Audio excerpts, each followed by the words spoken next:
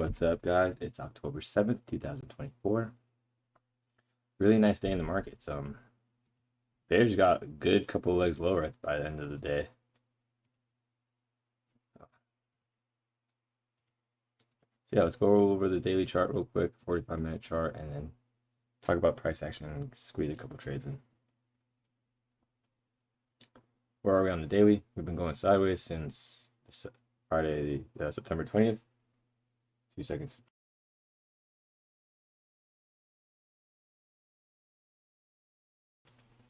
So we've been going sideways for a while. We didn't know we were going sideways since the 17th, but we went sideways 17th, rallied higher, went more sideways. Then we got another bear leg. So now it kind of looks like a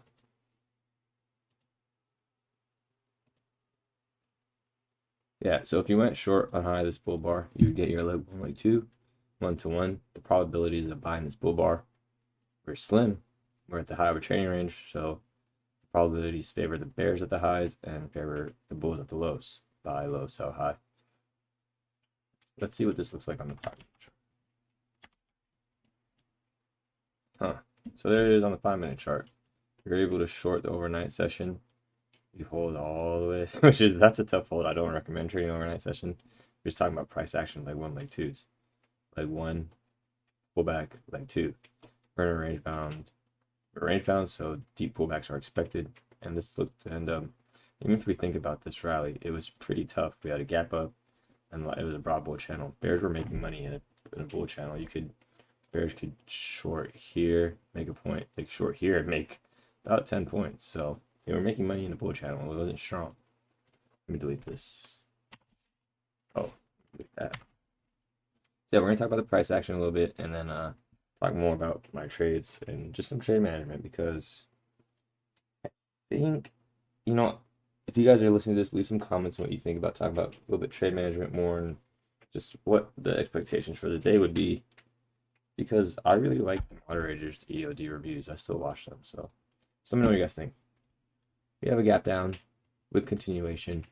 I think it's best to not take any trades the first 30-40 minutes of the day. It's overlap. The percentage for reversals is about an 80% chance you short the lows and reverses, you buy the highs and reverses. The open is kind of known for fading.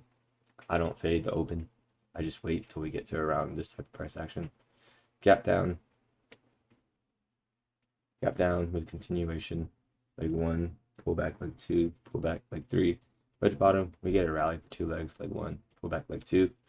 This is the first time the bears are touching the EMA after the gap down, so they went for a sell at the average price. Bad follow through on 11, leg 1, pull back leg 2, pull back leg 3. We were clearly range bound, leg 1. This is the trade I took. I bought this bar here thinking this was at double bottom, higher low. I hit out very quickly when we got no follow through and reversed it around this price action. So we're above the higher time frame EMA. We have a gap down and we're getting follow through. The EMA is acting as resistance. So we can expect a range day with slight bearish price action. We have a gap down with continuation. If the gap is so big, maybe we don't see more. Maybe we just go into a tight trading range for the rest of the day. That happened somewhere where we had such a big gap. It was just a tight trading range. I can't remember, but I know I was salty that day. I can't even remember. It might have been this day. That wasn't a gap, but we had the gap. We had the rally and then a tight trading range. I can't remember where the gap up TTR was at.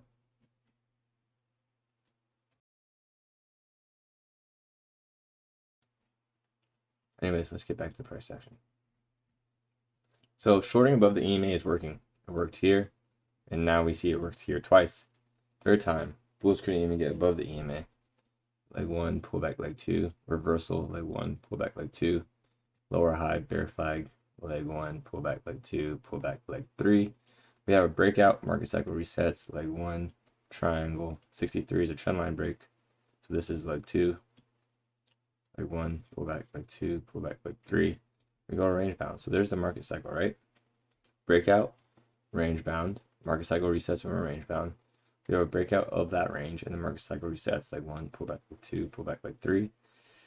This was the high of, this was the first trend. This was the first break. That's the first target bulls want, but in reality, they want bar 57 here, here, here. They didn't meet it. It wasn't really good. It was, I think a lot of bulls got trapped here. Well, they did get trapped. That's what caused the trend. So I don't know what I'm doing now. All right. So yeah, in terms of price action, shorting above the EMA worked. You could short here and short more, but I don't recommend averaging in. So I've done it once, or I took a huge loss averaging in. Like when I say huge, like imagine HU, but like 50 U's GE. I took a huge loss, so I haven't done it again. And then I tried it one time. I think and this loss I took was last year, and I tried it one time, like on a random day. I was like, let me just see if I can get out of this trade. I did, but I'm still pretty scarred from the other. It was a nice bull trend day. It was like this, steady. Then we had a gradual pullback to the EMA, and then we rallied, and out of nowhere, we got 3 bear bars like this, closing on their lows. And I bought each one. And got smashed that day. Nice green day to a horrible red day. So I don't really average in right now, but it's not. I'm definitely willing to learn how to do it in the correct environment. This would be a correct environment where channel. It's a bear channel. The odds of us retesting the lows before we get it, because for a major trend reversal, we need a trend line break, retest, and then go. So if you get trapped, there's a good chance you'll be able to somehow get out, even if you don't average down. But that's also playing with fire. I would recommend, if you're in a losing trade, hit out as fast as possible. Leg 1, pull back leg 2, pull back leg 3, break out 55. This is bar 55, and then resets leg 1, pull back leg 2, pull back leg 3. The trades I like to take are after macro channels get put in. So I took this trade looking for 1-to-1.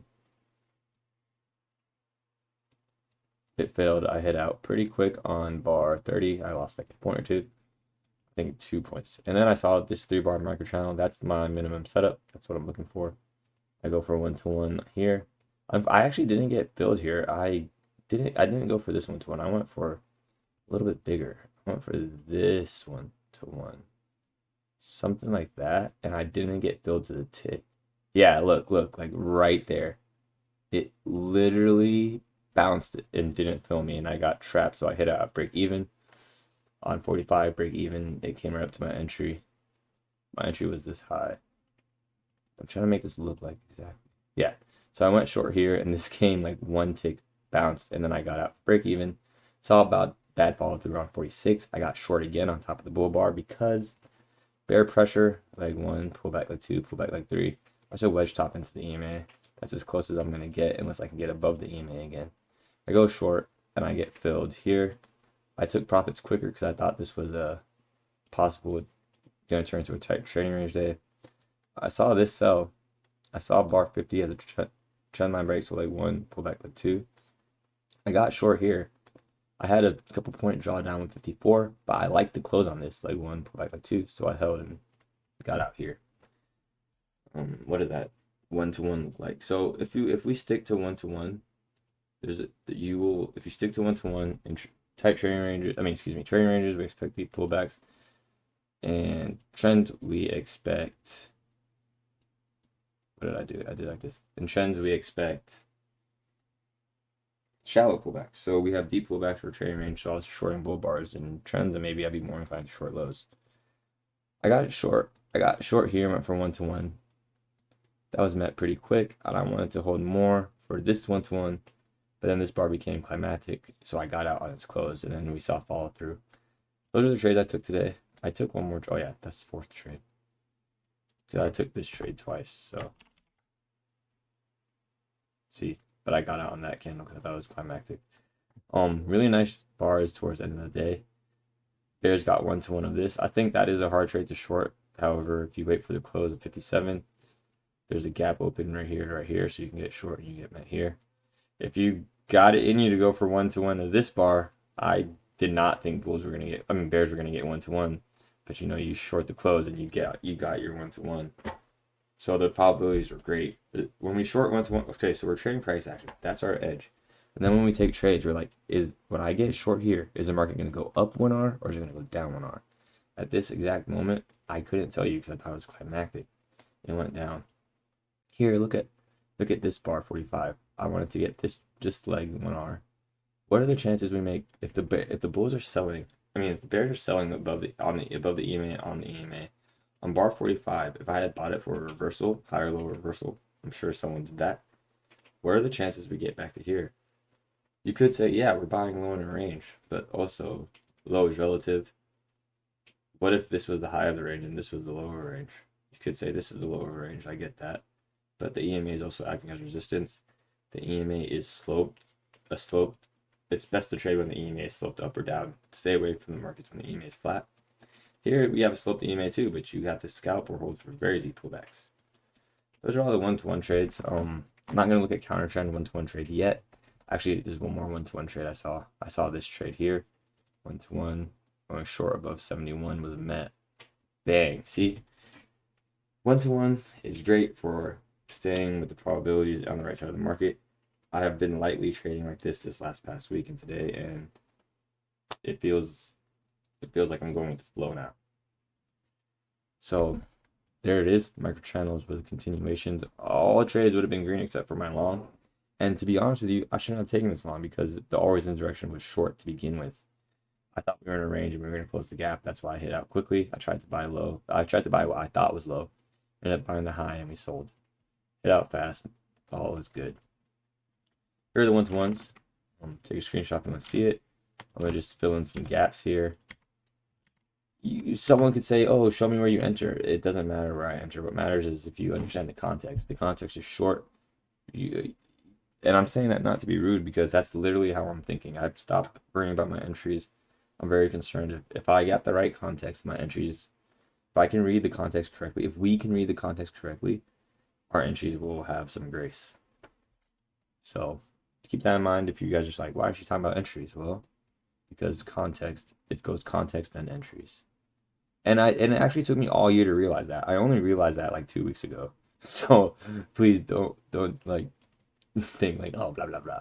But yeah, I just realized that it's really more about context, not entries are just the icing on the cake. When you become a professional trader, you can get really sneaky, really good. So something to think about, because I was very focused on entries up until the last couple of weeks, and now I've been very focused on reading context. And it's just reading context, and I'm not trading breakouts, I'm trading second legs. So that's a breakout, that's the second leg. That's a breakout, that's the second leg. This is a breakout, that's the second leg. This bar has an implied like that. So this is the breakout, leg 1, leg 2. This is a breakout, but we're in a range, so it got a very deep second leg. It was met from here to here. There are the gaps for the day. Gaps were somewhat staying open, they were closed, a lot of overlap, but then we got real bearish towards the end of the day. Double bottom, higher low, we're range bound. What I expect tomorrow to do is to be range bound until we break out, and tomorrow I will be trading micro channels. Guys, tell me what you guys think of this new angle for the daily breakdowns. I like it. I think it will be more beneficial if we were studying trades together for the next year. And the reason I say that is because I'm assuming you guys are studying what Brad's putting out, what Rose is putting out, and other channels. I am. I hope you guys are too. Have a good one, guys. We went a little bit over time. I'm gonna try and do the trade videos might take a little longer. We'll see how it goes. Have a good one, guys. I will talk to you later. Thank you for your support. Thank you for sticking with me. Oh, if you have made it this far, I do have a Discord account, a Discord for this channel. I'm not opening it. But if you're in the Discord, I will never message you first. One of the members got contacted. Someone tried to scam them. Thank God no one did. But please understand, I will never message you first for Discord. And that's not to say I'm a dick. That's just so people don't get confused with scammers. I always used to think when people say I don't message first, it's because they like don't want to message first. But it's just so you guys know, if I don't message you, if we're not already talking, it's a scammer. You guys get that? Like, if you're in Discord, my name is Ding Dong and it says admin. I'm the only admin in there. Everyone else will be members. Anyways, guys, have a good one. You guys did okay today. Nice trend day for breakout traders. Have a good one. Thank you for your support.